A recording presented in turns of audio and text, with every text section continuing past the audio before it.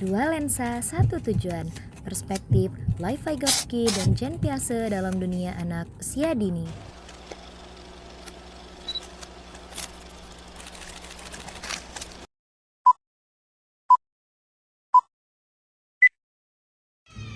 Di dunia pendidikan anak usia dini. Dua tokoh besar, Jen Piaget dan Lev Vygotsky, memberikan wawasan berharga tentang bagaimana anak belajar dan berkembang. Mari kita telusuri bagaimana teori mereka membentuk cara kita mendidik generasi masa depan.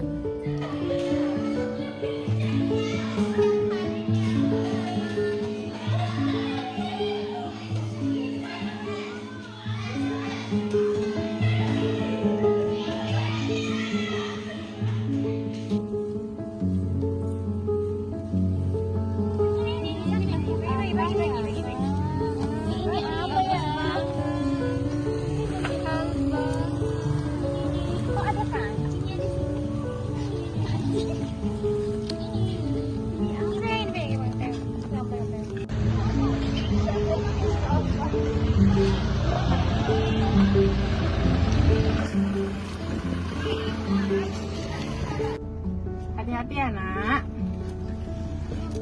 Imelda juga bentar mau turun ya.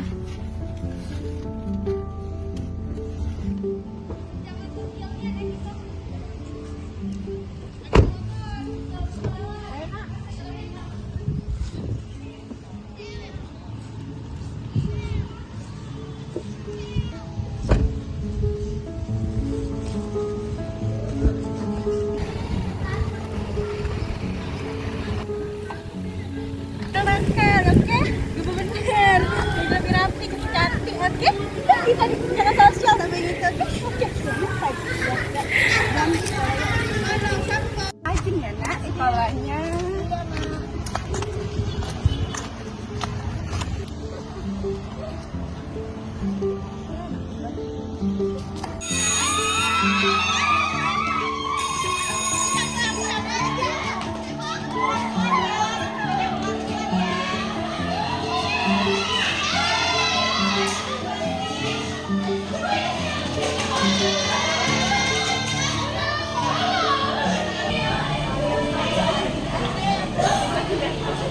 Oke anak-anak, boleh minta perhatiannya sebentar? Boleh. Nah, jadi selamat pagi semuanya. Nah, sebelum kita mulai pelajaran ini, ada baiknya kita duduk siap. Beri salam.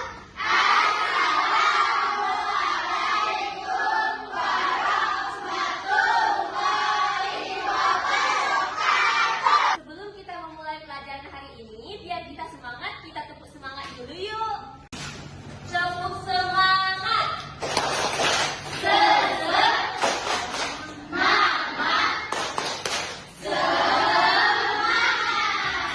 Pokoknya seru ya hari ini. Jadi ayo kita ulang lagi. Oke ya, 1, 2, 3. Tepuk semangat.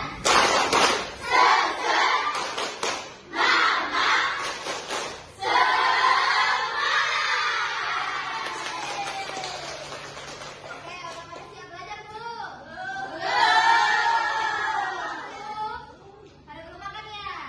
Oke anak-anak, sekarang ibu mau absen dulu ya. Kita absennya per kelompok. Ibu panggil ya. Kelompok apa? Mana suaranya? Saya ibunya. Kelompok anggur, mana suaranya? Ada bunda. Assalamualaikum, permisi Bu. Iya, waalaikumsalam, silakan masuk. Silakan duduk Bu. Oh ini yang peserta baru itu ya? Iya ibu. Sudah registrasi online kan?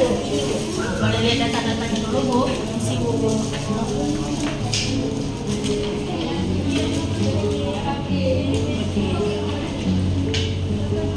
Ayo Bu, kita langsung aja ke kelas.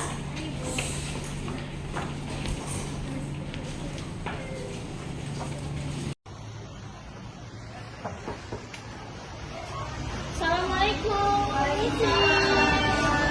Permisi mau mengantar murid baru, Bu. Saya langsung aja ya ke ruangan saya langsung. Makasih ya. Makasih ya.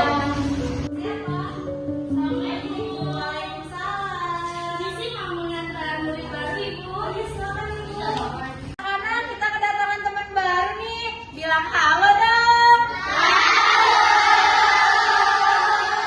Ibu, siapa namanya, Bu? Sekarang temennya mau perkenalan dulu ya. Ini perkenalan Elia. Kenalin teman-teman, nama aku Elia.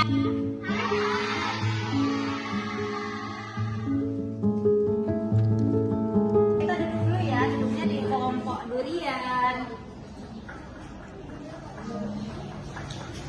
Teman-teman, ini ada teman barunya duduk sini ya.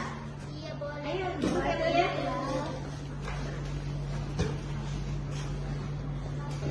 Elia hari ini bawa Jen Piase, seorang psikolog Swiss, mengembangkan teori perkembangan kognitif yang terkenal. Ia percaya bahwa anak-anak tidak hanya menerima informasi, tetapi juga aktif membangun pengetahuan mereka melalui pengalaman secara langsung. Ia membagi perkembangan kognitif menjadi 4 tahap, yaitu sensorik motor, praoperasional, operasional konkret, dan juga operasional formal.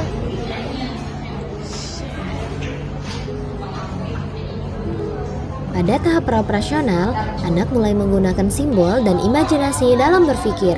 Seperti Elia, mereka belum berpikir lagi sepenuhnya, tapi sudah aktif membentuk makna melalui bermain. Di sisi lain, Lev Vygotsky, seorang psikolog Rusia, menekankan pentingnya konteks sosial dalam pembelajaran. Ia berargumen bahwa interaksi sosial dan budaya sangat mempengaruhi perkembangan kognitif anak. Lev Vygotsky menekankan bahwa anak belajar paling efektif melalui interaksi sosial dengan memperkenalkan konsep Zone of Proximal Development atau ZOP. dua. Nah, Salwa, coba kamu hitung nih, uangnya udah cukup atau belum? 1, 2. Udah cukup, Bunda? Oke. Vygotsky menunjukkan bahwa dengan bimbingan ringan dari orang dewasa, anak bisa menguasai kemampuan baru. Itulah yang disebut scaffolding. Ini kayak gini. Tuh. Terus Meskipun Piase dan Vygotsky memiliki pendekatan yang berbeda, keduanya memberikan kontribusi penting bagi pemahaman kita tentang pembelajaran anak. Piase lebih fokus pada perkembangan individu, sementara Vygotsky menekankan interaksi sosial. Nah, sedangkan Piase menekankan perkembangan individu secara alami. Kombinasi keduanya menciptakan pembelajaran yang seimbang, mandiri, sekaligus kolaboratif. Gimana Tantia bisa? Emang Tantia mau buat huruf apa? Buat huruf N. Ayu bisa bantu Tantia nggak? Bisa. Tantia kenapa? Kok seperti kesulitan? Susah itu. Gimana ini? Emang Tantia mau buat huruf apa? Saya mau buat huruf N. Tuh, anak-anak ada yang bisa bantu temennya nggak? Nisha bisa, Ibu. Ayo bisa dibantu ya. Ini gimana? Ini.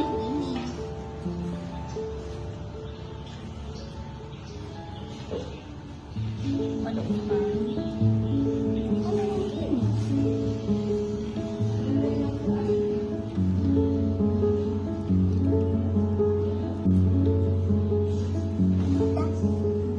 Wah, bilang terima kasih sama Gesya dia. Terima kasih ya, Gesha. Anak-anak, ini namanya contoh kerjasama ya. Dengan menciptakan situasi belajar beragam, guru mendukung pembelajaran mandiri sekaligus sosial. Inilah penerapan konkret dari teori Piase dan Vygotsky. Oh, angka 8. Ini ya. Iya, buatnya. Kamu ini warna apa nih? Ini warna merah. Aja sama ya? Iya sama. Aku juga. Enggak ada yang ini yang kecil, adanya. Iya, kita sama. Kita sama.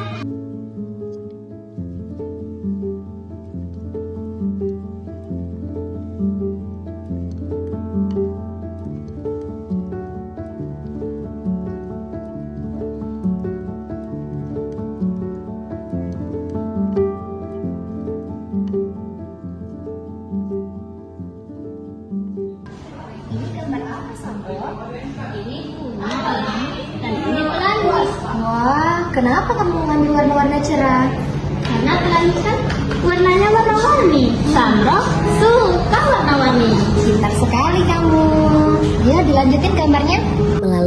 dan permainan, anak belajar mengekspresikan diri, membangun logika dasar, dan mengenali simbol. Lihat ini, ada anak yang sangat cepat menangkap materi hanya dengan mendengar. Tetapi ada anak juga yang harus membutuhkan lebih banyak stimulasi visual. Benar Ibu. Fleksibilitas guru menjadi kunci.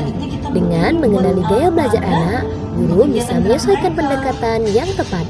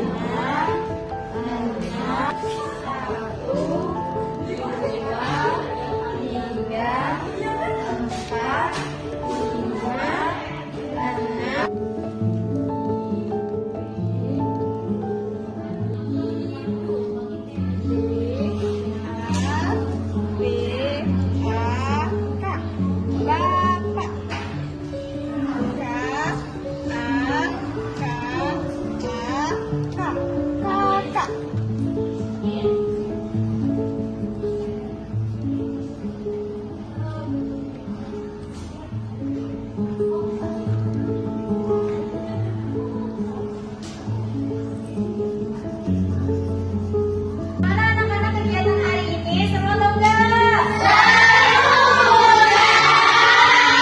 Wah, hari ini seru ya. Ya udah, sekarang kalian siap-siap ya. Udah waktunya pulang.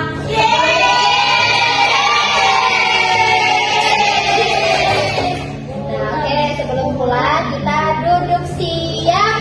Siap.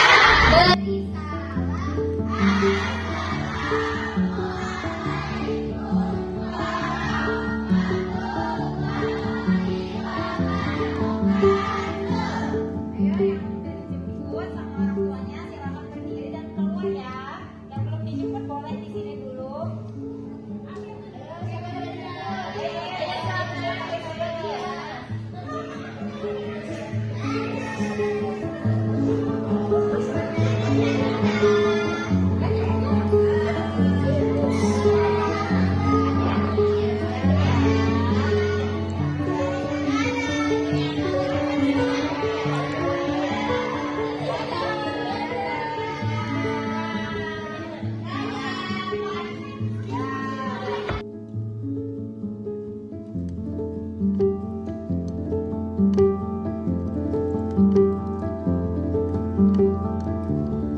Dengan menggabungkan pemahaman dari teori Piaget dan Vygotsky, kita menciptakan ruang belajar yang kaya, menyenangkan, dan bermakna. Terima kasih telah menyaksikan. Mari bersama membangun masa depan anak-anak kita dengan cinta, ilmu, dan interaksi.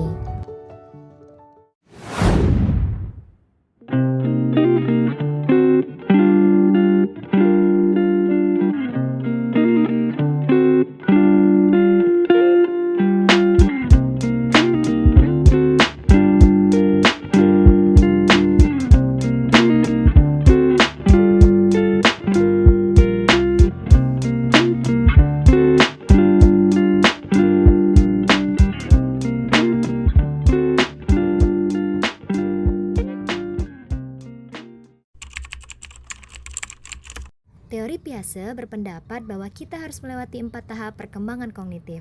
Pertama, tahap sensorik motor, kedua tahap praoperasional, ketiga tahap operasional konkret, dan yang keempat tahap operasional formal. Setelah kita melewati semua tahapan, pada usia berapapun kita dapat mencapai kecerdasan manusia seutuhnya. Pertama, tahap sensorik motor usia dari lahir sampai 2 tahun. Pada tahap sensorik motor, kita berkembang melalui pengalaman dan juga gerakan. Dengan mengasah kelima indera kita, otak kita ingin melihat, mendengar, mencium, mengecap, dan juga menyentuh. Mungkin pertama kita mulai dengan refleks sederhana dan juga segera. Setelah ini, kita mengembangkan kebiasaan pertama kita sejak usia 4 bulan. Kita menyadari hal di luar tubuh kita dan seiring bertambahnya usia, kita belajar melakukan sesuatu dengan sengaja. Sebuah pencapaian penting dalam perkembangan memori kerja atau dalam istilah Piaget, kesadaran kita akan objek permanen. Sebelumnya itu mungkin ibu menunjukkan boneka Teddy, lalu menyembunyikannya dan kita menyiram. Setelah itu, kita memahami bahwa benda tetap ada meskipun kita tidak dapat melihatnya. Kita mulai penasaran dengan segala hal. Kita ingin mencium bunga, mencicipi makanan, mendengarkan suara, dan berbicara dengan orang asing untuk mengetahui lebih banyak. Kedua adalah tahap praoperasional usia 2 hingga 7 tahun. Pemikiran kita terutama dikategorikan melalui fungsi simbolik dan juga pikiran intuitif. Kita memiliki banyak fantasi dan percaya bahwa benda itu hidup. Karena kita belum mampu menerapkan kegiatan kognitif tertentu, tahap praoperasional ini kita belajar berbicara dan memahami bahwa kata-kata, gambar, dan gerak tubuh adalah simbol dari sesuatu yang lain. Ketika kita menggambar keluarga kita tidak memikirkan tentang menggambarkan setiap orang berdasarkan skalanya, melainkan dengan makna simbolisnya. Kita suka bermain pura-pura yang memungkinkan kita mengalami sesuatu yang baru dan belajar banyak. Di usia 4 tahun, kebanyakan dari kita menjadi sangat penasaran dan mengajukan banyak pertanyaan. Kita ingin tahu segalanya, itu disebut sebagai lahirnya penalaran primitif. Tahap ketiga adalah tahap operasional konkret, usia 7 hingga 11 tahun. Kita akhirnya menemukan logika dan mengembangkan kegiatan kognitif, seperti menyusun objek dalam urutan tertentu. Salah satu contohnya adalah penalaran induktif. Artinya, jika kita melihat seseorang makan kue, kita dapat menarik kesimpulan lalu membuat generalisasi. Kita mulai memahami konsep konservasi. Kita memahami bahwa cita-cita menuangkan jus jeruk dari gelas biasa ke gelas yang lebih tinggi. Jumlahnya akan tetap sama. Adik kita akan memilih gelas yang lebih tinggi. Penyiraman mendapat yang lebih banyak dengan logika yang sama. Lalu kita dapat memahami bahwa jika 3 ditambah 5 sama dengan 8, maka 8 dikurang 3 hanya sama dengan 5. Otak kita harus belajar kembali pemikiran kita, mengklasifikasikan dan membangun struktur bantal kegiatan yang konkret. Misalnya, kita sekarang tahu bahwa kita bisa membalikkan tindakan dengan melakukannya. Keempat, tahap operasional formal usia 12 tahun ke atas. Begitu kita remaja, kita boleh berkegiatan secara formal. Kini, kita memiliki kemampuan untuk berpikir lebih rasional tentang konsep abstrak dan juga peristiwa hipotensis. Kemampuan kognitif kita yang canggih memungkinkan kita memahami konsep-konsep abstrak seperti kesuksesan dan kegagalan, cinta dan benci. Kini kita mulai memahami yang lebih dalam tentang identitas dan moralitas kita sendiri. Kita juga berpikir bahwa kita memahami mengapa orang berperilaku saat itu dan sebagai hasilnya kita bisa menjadi lebih berempati. Otak kita sekarang bisa melakukan penalaran dedukatif. Artinya, kita bisa membandingkan dua pernyataan dan mencapai generalisasi logis. Keterampilan mental baru kita memungkinkan untuk merencanakan hidup secara sistematis dan membuat prioritas.